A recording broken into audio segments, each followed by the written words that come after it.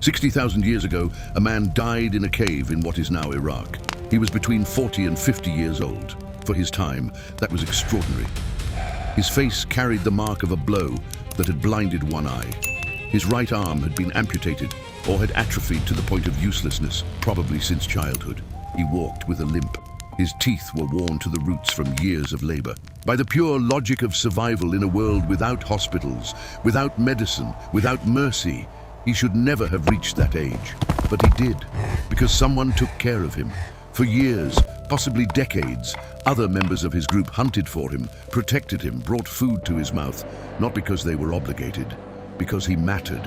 His name is Shanidar I. He was a Neanderthal, and the story his bones tell destroys once and for all the image of the primitive brute that history has spent too long preserving. This is not the story of an extinct species. It is the story of a humanity that existed before us, that was stronger than us, that in some ways was more sophisticated than anything we expected to find, and that carried within it the same impulse that still defines us today, the capacity to care for someone who can no longer give anything back. The body the ice forged. To understand who the Neanderthals were, start with the body, because the body tells everything. Shorter than us on average, wider. The chest was barrel-shaped, significantly broader than any modern human. The arms carried larger, more developed muscle attachment points. The femurs were shorter relative to the torso. And the bones were denser, more robust, remodeled by decades of sustained high-intensity physical effort that leaves permanent marks in skeletal structure. Biomechanists who have studied these skeletons estimate that an adult Neanderthal had muscular strength capacity somewhere between 2 and 3 times greater than that of a modern human of equivalent size. This is not speculation. It is in the bones. This was not excess. It was the response of an organism to the most demanding environment any primate has ever faced. They lived in Europe and Western Asia through multiple glaciations. Where Berlin and Paris stand today, there were walls of ice kilometers high. Winter could mean 6 months of near-continuous darkness. Wind on the open steppes cut like a blade. Temperatures dropped to 50 degrees below zero. How do you survive a 6-month night? The Neanderthal body was built specifically to answer that question. The large, prominent nasal passages warmed freezing air before it reached the lungs. The long torso retained the heat of the core. The shorter limbs reduced heat loss at the extremities. And that enormous muscle mass was simultaneously a heater and an engine, generating constant metabolic heat in an environment that would kill an unprepared modern human in minutes. But strength and endurance are not enough when you need 5,000 calories a day to keep a body like that functioning in the cold. And there is no agriculture, no stored food, no margin of error. There is only a spear, stone tools, and animals that weigh a ton and do not want to die. The weapon that changed everything. A stone on the ground is just a stone. To a Neanderthal, it was a sleeping weapon. For a long time, we assumed their tools were simple, primitive, a technology inferior to our own. We were wrong. What they mastered was the Levallois technique, and understanding what that means is understanding that we are talking about high-level cognitive engineering. Before the first strike, the hunter already saw what was inside the rock. Not the stone as it was, but the blade it could become. He prepared the surface in calculated stages, each impact planned for the next, like a 3-dimensional chess game where the match begins in the player's mind, not in the stone. With a final strike, a blade came free, thin, symmetrical, sharp as a scalpel, and then comes the detail that stunned archaeologists when they found it. To attach that blade to a wooden handle, Neanderthals developed a chemical technique. They distilled birch bark in a controlled process without oxygen to produce a black and sticky tar. With this material, they fixed stone to wood, reinforced with animal tendon. The result was an adhesive produced by beings that science insisted were incapable of abstract thought. When modern researchers attempted to replicate the technique, it required multiple attempts. The Neanderthals developed it more than 100,000 years ago. The resulting spear was not a throwing weapon. It was heavy, a bayonet. Why? Because they did not hunt to wound. They hunted to bring down. There was no safe distance. They entered the animal's space, drove the blade through thick skin, through fat, seeking the vital organs. Death threatened both sides. The bones of Neanderthals tell this story. Fractured arms, broken ribs, cracked skulls. Who presents similar injuries today? Rodeo riders. The life of a Neanderthal was an eternal rodeo. Fire and shelter, But the hunt was only the beginning of the daily struggle. When the herds migrated, the Neanderthal had to migrate with them. There was no cave waiting everywhere. Sometimes there was an open plain, howling wind, temperatures that freeze skin in minutes, and nothing beyond what you carried. What do you do when there is no mountain? You build your own. In Ukraine, archaeologists found something that completely reconfigured the image of the primitive cave dweller. Circles constructed from mammoth bones, skulls stacked in precise arrangements, curved tusks forming the structural frame. On top, thick hides sewn together to insulate from the cold. This was not improvisation. This was architecture. They hunted the largest animal available on the planet, consumed the meat, and used what remained to build a home. Structural engineering with the materials the environment offered. Inside, with a fire at the center, a Neanderthal was not a creature cowering from winter. He was someone at home. And the fire inside that home was far more than warmth. Recent excavations revealed something that changes what we know about them.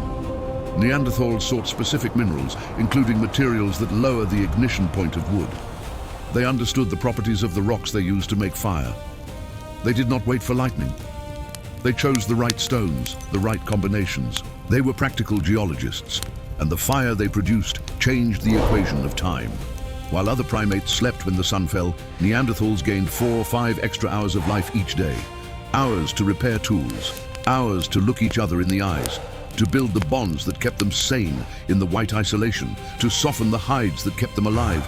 The fossils reveal a price paid for this survival: severe wear on the front teeth. They used their own mouths as tools, softening leather for hours, while hands stretched the fibers. They sacrificed their dentition to turn bison hide into vital protection. Without that process, with temperatures at 50 below zero, the species would have died in the first storm. The mind, nobody expected. Here we arrive at the part of the story that science resisted accepting the longest.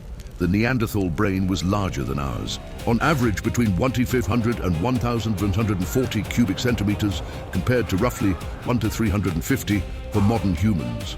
But the difference was not just size, it was shape. Their brain was more elongated, with the occipital lobes at the back more developed. This corresponds to visual processing. They had larger eyes, adapted to the dim light of long European winters and dark caves.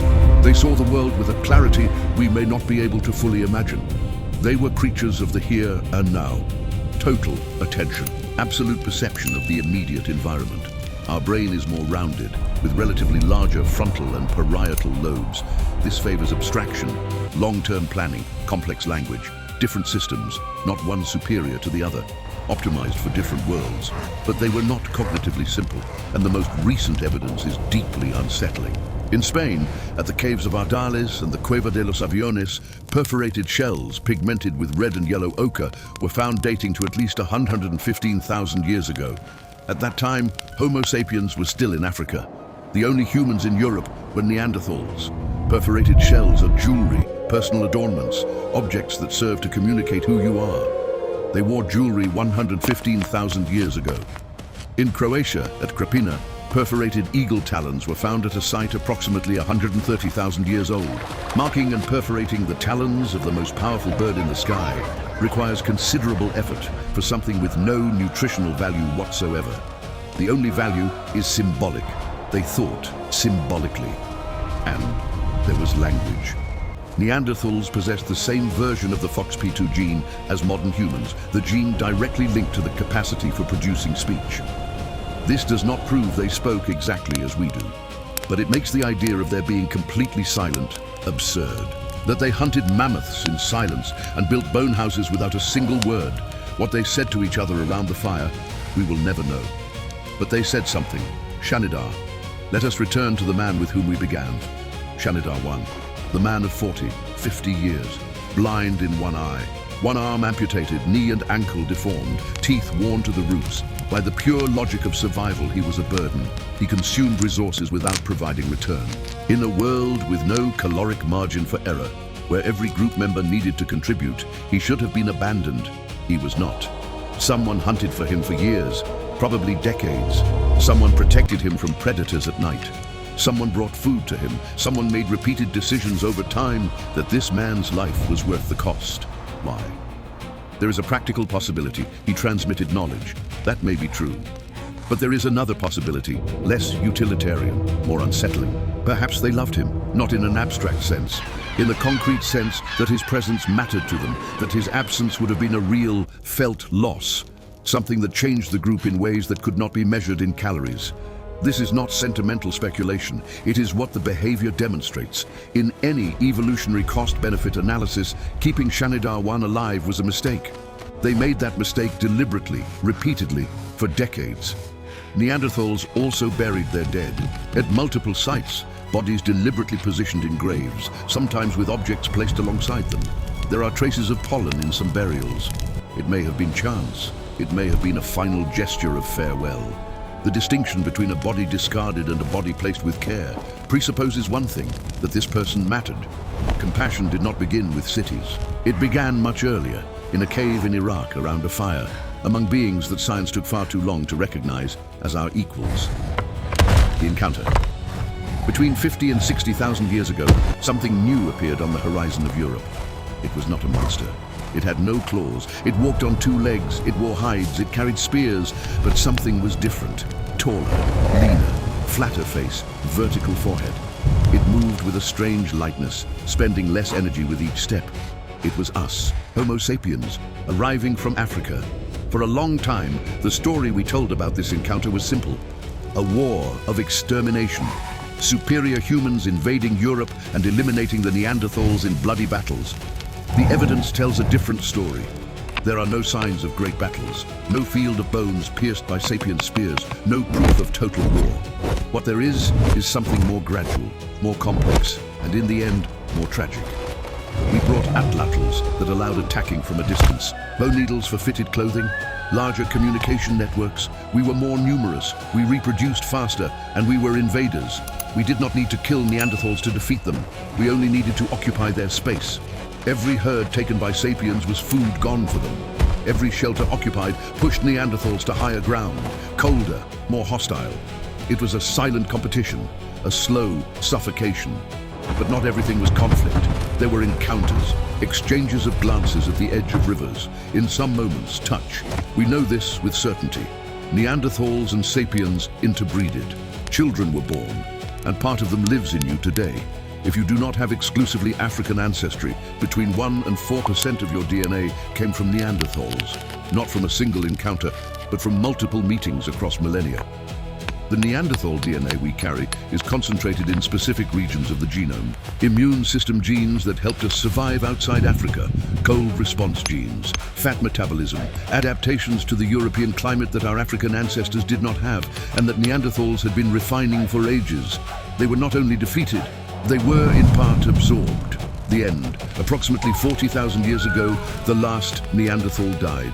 We do not know where, we do not know how. It was not a dramatic moment, a final battle, a last cry.